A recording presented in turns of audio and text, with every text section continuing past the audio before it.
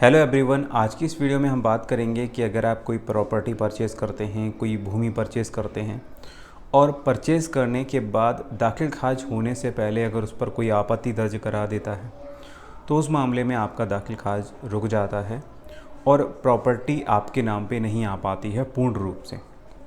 तो इसका सॉल्यूशन क्या है? देखिए, सबसे पहली बात तो हमें ये देखना है कि लोग आपत्ति दर्ज कराते क्यों हैं।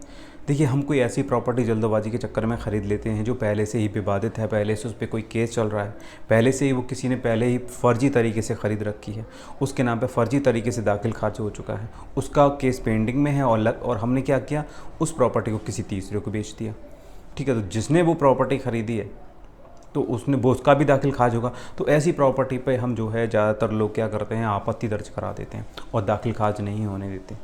कुछ प्रॉपर्टी ऐसी होती हैं कि पेमेंट को लेकर के होता है कि इन्होंने पूरा पेमेंट नहीं किया है और जो है इनका दाखिल खारिज रोक दिया जाए, या इन्होंने कोई प्रॉमिस किया था 10 दिन या 20 दिन या ऐसा कोई एग्रीमेंट हुआ था कि इस दिन के अंदर ये पूरा पेमेंट कर देंगे। कुछ थोड़े पेमेंट के आधार पर बैनामा कर तो दिया लेकिन पूरा पेमेंट नहीं किया। तो ऐसे मामले में भी जो विक्रेता है वो आपत्ति दर्ज करा देता है, या फिर ऐसा कोई शख्स जो उस गांव में, उस मोहल्ले में या फिर उस बस्ती का हो जो कि उससे संबंधित, उस प्रॉपर्टी से रिलेटेड किसी प्रकार का कोई भी विवाद चल रहा हो, उस प्रॉपर्टी हक में, उस प्रॉपर्टी को पाने के इरादे से, बेचने के इरादे से, XYZ कोई भी रीज़न रहा हो, तो ऐसे मामले में वो लोग भी उस प्रॉपर्टी कि दाखिल खारिज होने से पहले आपत्ति दर्ज करा देते हैं, उसे रुकवा देते हैं। अगर कुछ गैरकानूनी हो रहा है या फिर उनको ऐसा लग रहा है कि हमारे खिलाफ, मतलब हमारे प्रति नाइंसाफ़ी हो रही है, हमें हमारा हक नहीं दिया जा रहा है, या फिर जो हो रहा है वो गलत हो रहा है, तो ऐसे मामले में ऐसे लोग भी आपत्ति दर्ज करा देते हैं।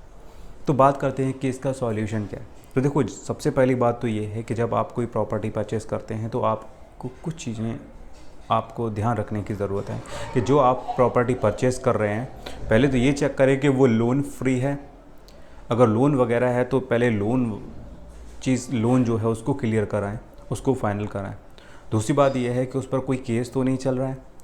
तो इसके लिए एक वकील के माध्यम से, और आप अपने स्तर से कोर्ट में जा कर के भी रजिस्टर चेक कर सकते हैं, 2-4 महीने का देख सकते हैं, पता लग जाएगा कि इस पर कोई केस चल रहा है। क्योंकि जो फ़र्द में नाम है उसी नाम से जो भी अपोजिशन पार्टी है, वादी पक्ष है, तो उस नाम से केस चल रहा होगा, तो वो जा कर के आप चेक कर सकते हैं। 2-4 कोर्ट होते हैं हर ज़िले में, सिविल कोर्ट 4-6 हो सकते हैं, तो उनमें थोड़ी सी मेहनत का काम है, लेकिन आपको ये करना पड़ेगा। दूसरी बात यह है कि अगर कोई विवाद चल रहा है तो आसपास के क्षेत्र में आप गोपनीय तरीके से पूछताछ कर सकते हैं।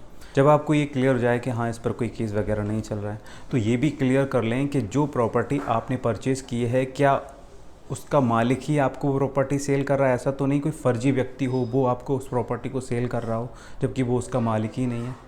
तो इस चीज़ को भी क्लियर कर लें, उसके डॉक्यूमेंट को वेरीफाई कर लें, तहकीकात कर लें अपने स्तर से।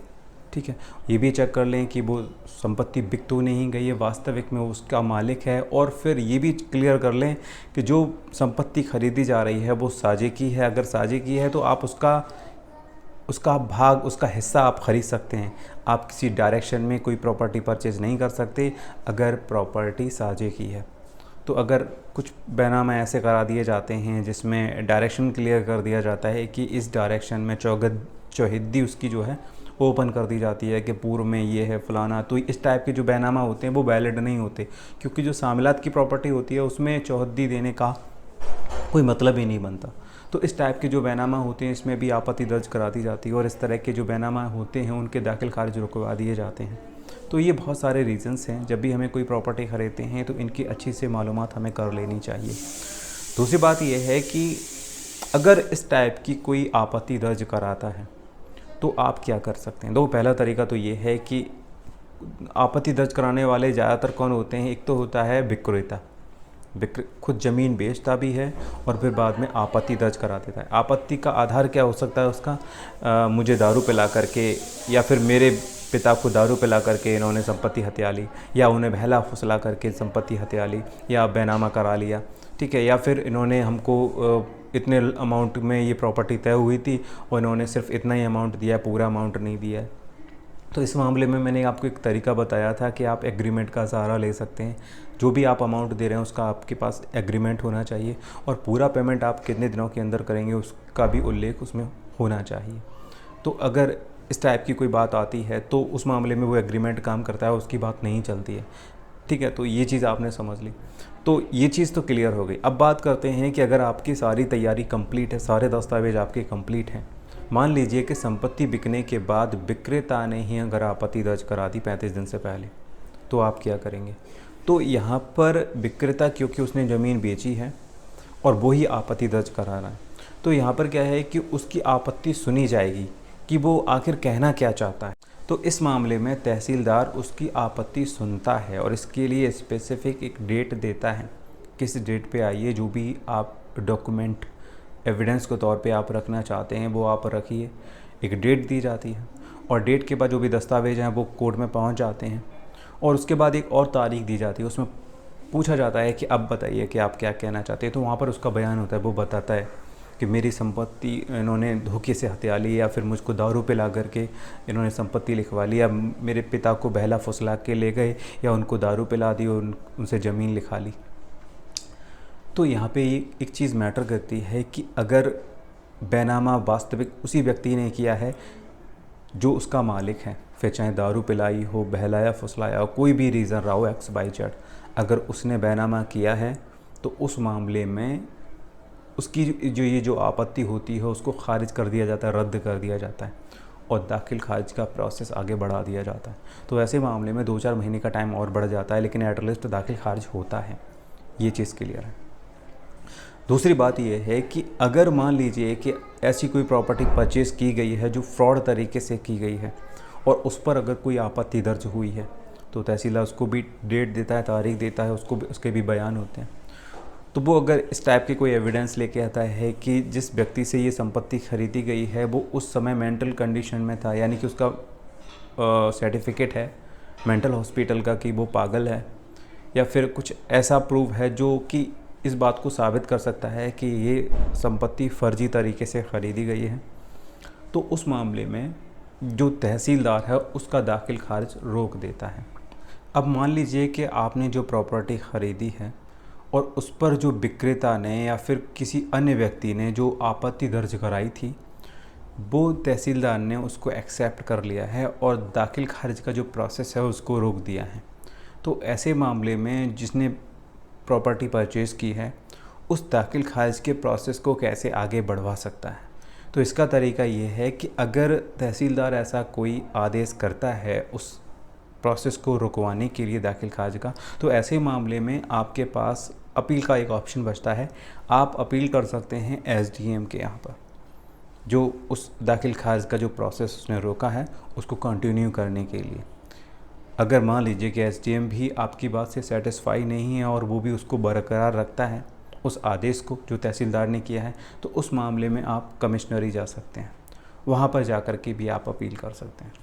सो गाइज़, आप जान के होंगे कि अगर आप इस तरह की कोई भी संपत्ति ख़रीदते हैं और उस पर कोई आपत्ति दर्ज करा देता है दाखिल खारिज होने से पहले, तो उस मामले में अगर आपने संपत्ति सही तरीके से ख़रीदी है, वैलिड तरीके से ख़रीदी है, किसी प्रकार का कोई फर्जीफिकेशन फ्रॉड वगैरह नहीं किया है आपने, तो यकीन मानिए उसका दाखिल खारिज नहीं रुक सकता। ऐसा नहीं कि अगर किसी ने कोई प्रॉपर्टी बेची है और कल वो जाकर के आपत्ति दर्ज करा दे कि मुझको दारू पिला करके, मुझे बहला फुसला करके, या उनके लड़के चले जाएं कि मेरे पिता को बहला फुसला करके, मेरे पिता को दारू पिला करके संपत्ति नाम करा ली, तो उनका कोई मतलब नहीं होता है। या फिर पैसे नहीं दिए, इसका कोई मतलब नहीं होता है। अगर उसने ये बोल दिया है कि हाँ मैंने सारा पेमेंट ले लिया है और वो कह देता है कि हाँ मैंने पूरा पेमेंट दे दिया है, तो कोई मतलब नहीं रहता है ऐसी आपत्तियों का। और सिर्फ ऐसी आपत्तियों से सिर्फ थोड़ा खर्चा बढ़ जाता है, 2-4-6 हज़ार रुपये खर्च हो सकता है आपका, नथिंग। 4-6 महीने में दाखिल खारिज हो जाता है, कोई नहीं रोक सकता। लेकिन अगर आपने गलत तरीके से प्रॉपर्टी परचेज़ की है, गलत तरीके का मतलब है कि किसी मेंटल की प्रॉपर्टी आपने नाम करा लिया, फिर कोई व्यक्ति पहले एक्सपायर हो चुका है उसकी जगह आपने कोई दूसरा व्यक्ति खड़ा करके बैनामा करा लिया उसका नाम रख करके, तो इस टाइप की जो प्रॉपर्टी होती हैं इन पे जो आपत्ति आती है उनकी फिर जांच होती है और जांच में अगर वो रीज़न क्लियर होता है, वो बात सामने आती है कि हाँ इस तरह का कोई फ्रॉड हुआ है, तो इस तरह के जो दाखिल खारिज के जो प्रोसेस होते हैं उनको रोक दिया जाता है। तो उस मामले में जो दूसरे पक्ष होते हैं, जो पक्ष बनते हैं, वादी और प्रतिवादी, वो क्या करते हैं, फिर सिविल कोर्ट की तरफ आगे बढ़ते हैं और अपनी बात कोर्ट में रखते हैं। तो फिर कोर्ट के आदेश से उसका दाखिल खारिज होगा, तो फिर कोर्ट पे डिपेंड करता है। कोर्ट आदेश करेगा तहसील के लिए कि इनकी प्रॉपर्टी का इनके नाम पे दाखिल खारिज किया जाए। अब किसके नाम पे किया जाए, दाखिल खारिज होगा नहीं होगा, वो कोर्ट पे डिपेंड करेगा, क्योंकि फर्जीफिकेशन अगर क्लियर हो रहा है तो ज़ाहिर सी बात है वो तो गलत है ना। तो ये चीज़ आपने समझ ली होगी।